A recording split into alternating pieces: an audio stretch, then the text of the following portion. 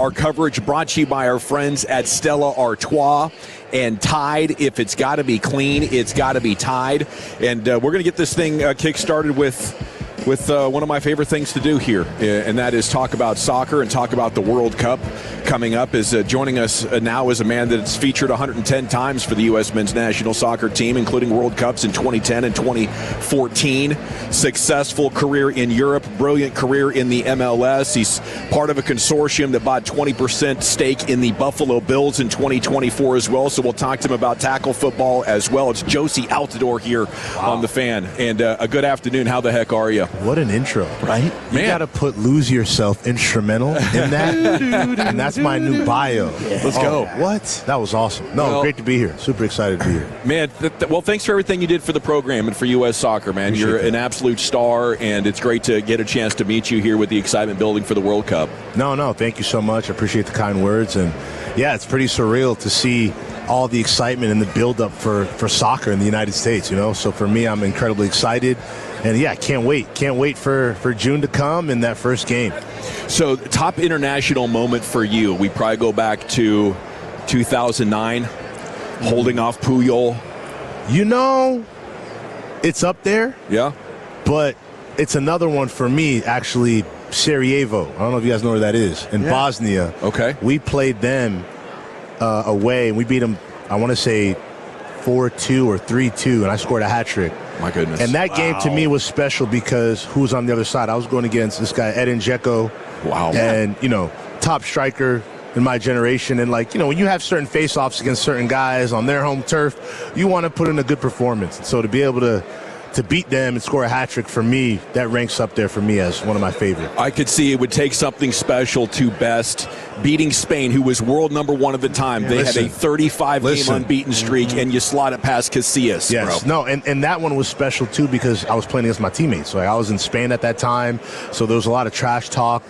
That one, but in an odd way, that game felt really familiar for me because of that. So, like, I looked to that one as well. That was a big one. They were unbeaten. Yeah, I mean, they're probably arguably the greatest team of all time, actually, when it comes to national teams, right? So yeah, special. Definitely of our lifetimes. What's it like being an American trying to go over there and prove yourself? You mentioned the trash talk. You probably held your own very well. But what is it intimidating? Do you feel like, wow, I'm going up against the top guys in the world. This is different than America? Or just what is that like? You know, it's interesting. You know, at first it was more so just adjusting, getting used to the environment, the expectation, because I think in Europe, you train every day at a very different level than I think you do across American sports, the board, when it comes to training. Like, you compete like you're playing in a game there. So getting adjusted to that. But after that, I really enjoyed it, you know, like gaining the respect of these guys. And when you're, like you said, you know, playing against Spain and be able to beat these guys at the highest level. And, you know, even now you see them around. We talk about these moments. That, to me, is the biggest satisfaction, you know, that some of these big names know that, you know, when we went up against them, you know, we gave them a run for their money and beat them, and those kind of things are pretty cool. How often does somebody say, man, if you hadn't got hurt in 2014, what else could that team have done?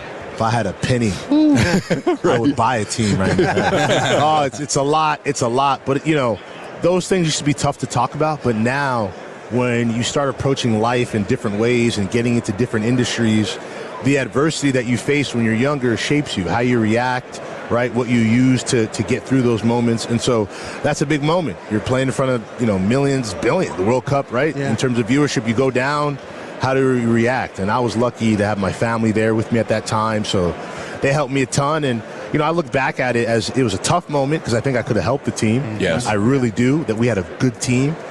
But at the same time, it's really helped me when it comes like hardening myself and my mentality. So you've got like, as an international player and as a national player, you've got so much cool gear that you have. Yeah. What do you do with all your cool gear? You know, I mean, obviously you've got something on with the shield on. Yeah, but, this is awesome. But you guys, when you guys train, it's like cool gear. Like, I want the cool gear. Yeah. You know, but what do you do with all your cool gear? I'm not gonna lie, I've kept it and I wear it. My son wears it.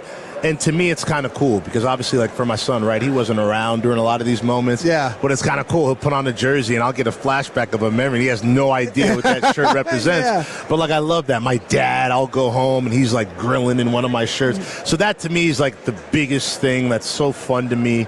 So I love keeping that gear and giving it to the family and letting them rock it. What's the rule of exchanging a jersey? Ooh. So there's no real rule to it, you know.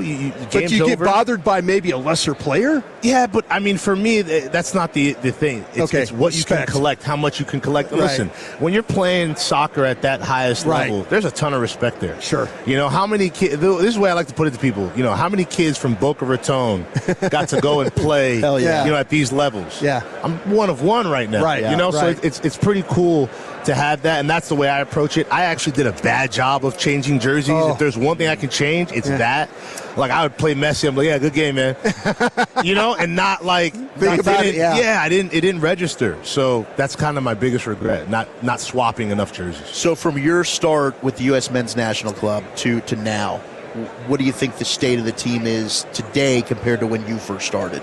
Oh, man, I mean, listen, we were globalists where, like, people knew about us because they love world soccer, and soccer's a world game. But now, like, Christian Pulisic, he's a global star. Yeah. And that, to me, is so badass. Like, he came in the team when he was 16 years old, and, like, watching him then to how he is now. Still the same kid, but, like, it's just incredible to see the growth. And that tells you that soccer is starting to make it in our country. So it makes me really happy to see that. And he's not the only one. You got Weston McKinney. You got a couple of guys now playing and doing great things at the global level. So that excites me the most.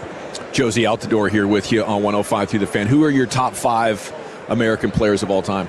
Oh, wow. Put me on the spot. All time? Look at that. Men and women?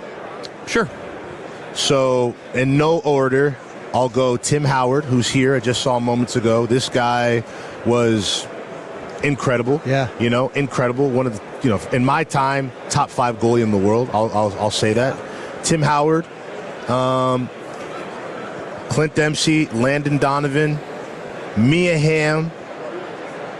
Mia Hamm is the only true before Christian. She was a global star. Like, right. I remember Mia Hamm, like, you know, I didn't have a poster of her, but that was my girl. I was in front of the TV like, Mia Hamm, you know, like, love watching her play.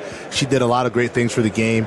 And then I think you got to throw Alex Morgan in there. Alex Morgan was absolutely terrific. And when you look at those players and what they've done for the game, how they pushed the game in both young girls and young boys, and then the collective, we'd be in a different place without those players. What does Pulisic have to do to get above Donovan and Dempsey? Well, he's active right now, so I try to do guys that aren't playing right now. It's a weird question. I think, in a way, he's eclipsed everybody because of what he's done with his club ball and what he's done in Europe.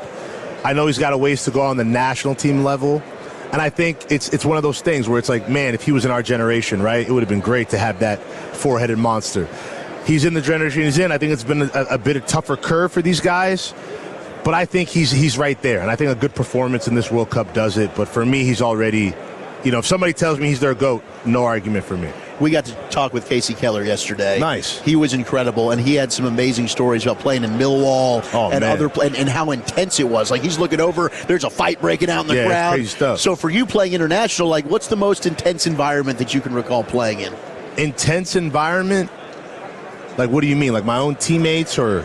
Just you didn't road environment. You're on the road. You're just seeing crazy like hooligans. Buffalo. Playing in Buffalo. Playing in Buffalo is a cakewalk. I played a World Cup qualifier in Mexico. True story.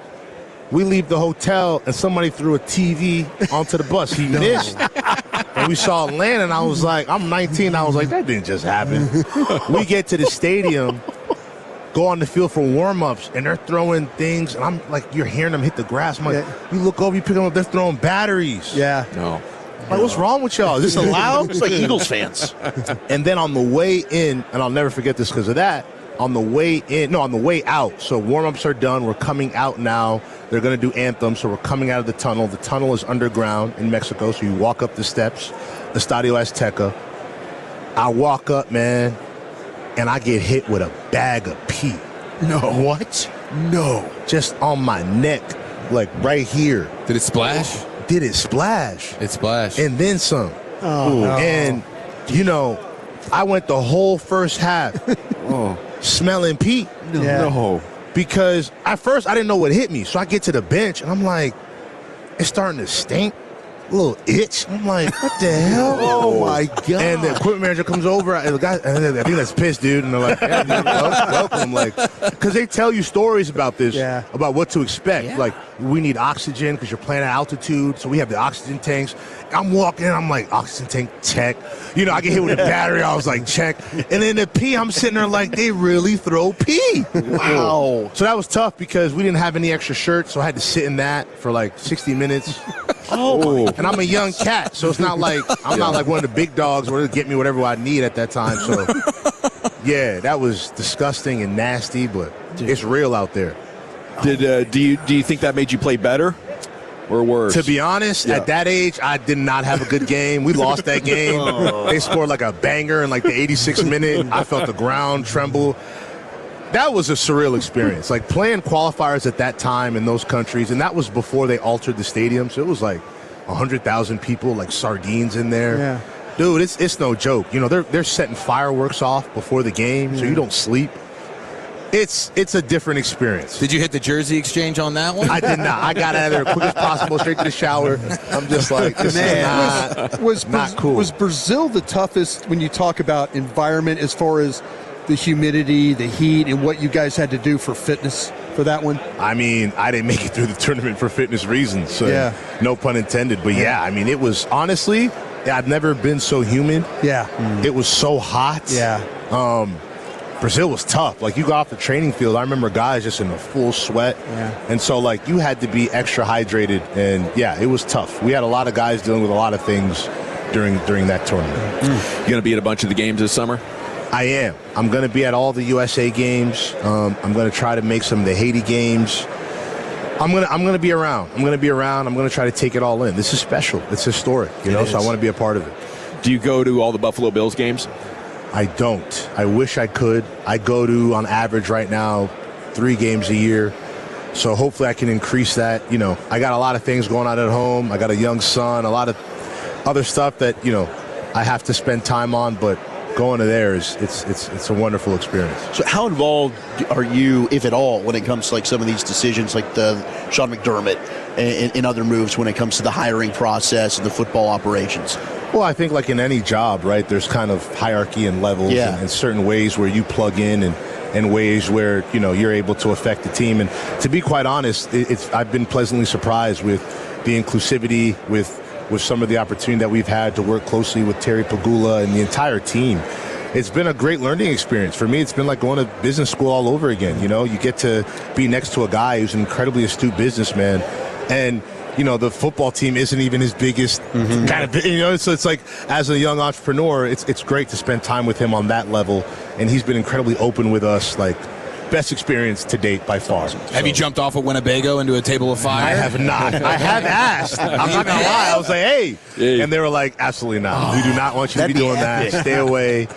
We don't endorse people doing that. We know it's a phenomenon, but we don't want that happening. Well said. Jozy Altidore, American soccer legend. Thank you so much. Congrats on a terrific career, and best of luck to whatever you do next, man. Thank you guys so much for having me. That was terrific. Thank you. Jozy Altidore brought to you by Wild Fork Foods, your #1 meat and seafood source. The Wild Fork Foods hot seat here all week long on Radio Row on 105.3 The Fan. Thank you, sir. That was fantastic. It's also brought to you by Tide. If it's got to be clean, it's got to be Tide.